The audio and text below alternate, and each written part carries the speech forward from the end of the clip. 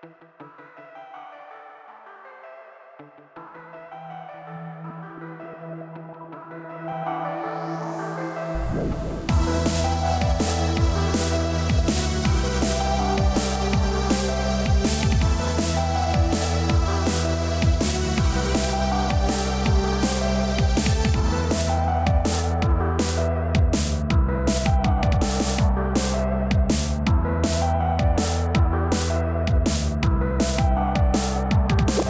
starting length to try out for your closing loop is about 11 to 12 centimeters, or about 4.5, 4 3/4 inches.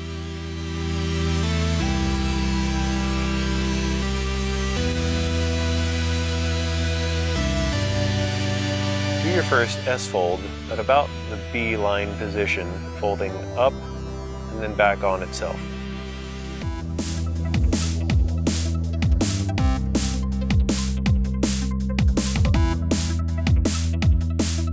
Do your next S-fold about the top of where the grommets are now sitting.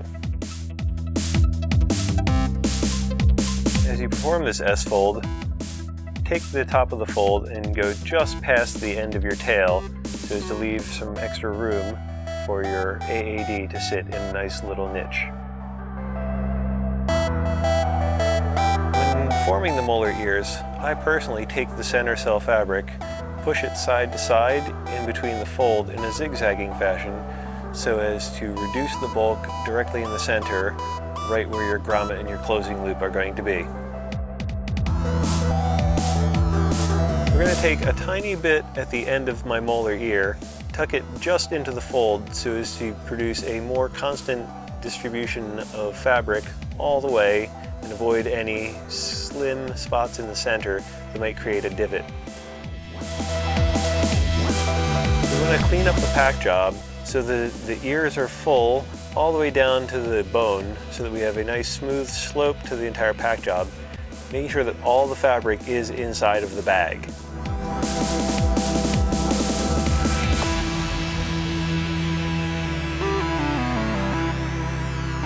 As you can see, once we're finished cleaning it up, very little fabric should be exposed outside of the bag. If your bulk was appropriately distributed, the Velcro covers should neatly stack together without any kind of pulling on the bag.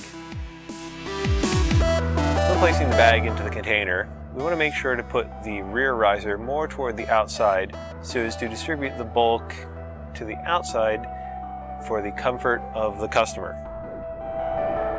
Pull your pull-up cord tight so that you can center your bag over top of that to make sure that there's no slack in your closing loop.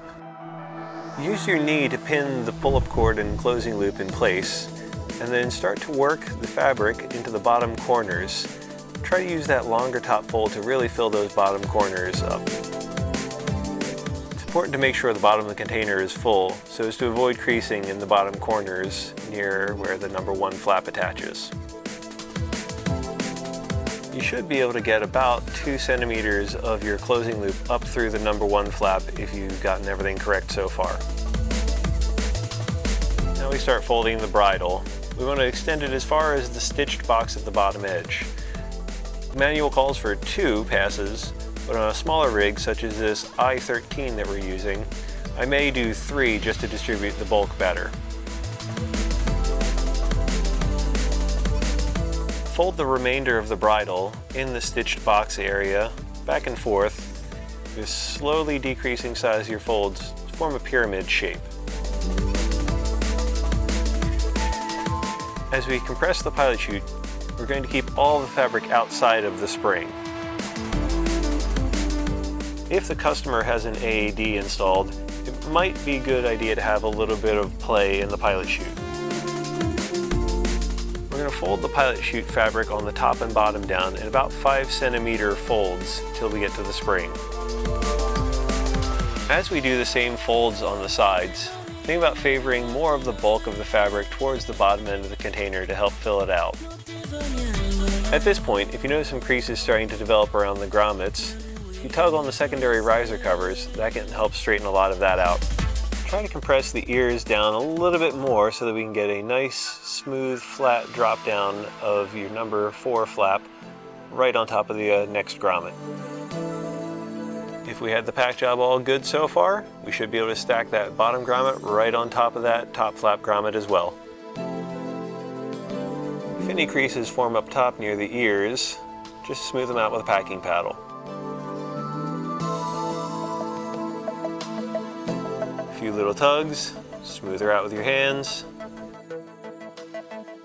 You've got a nice looking Infinity pack job. Hope you found this video informative and will help you out in packing Infinities. If you have any further questions, contact Velocity Sports, or you can always contact myself at Real Rigging Services.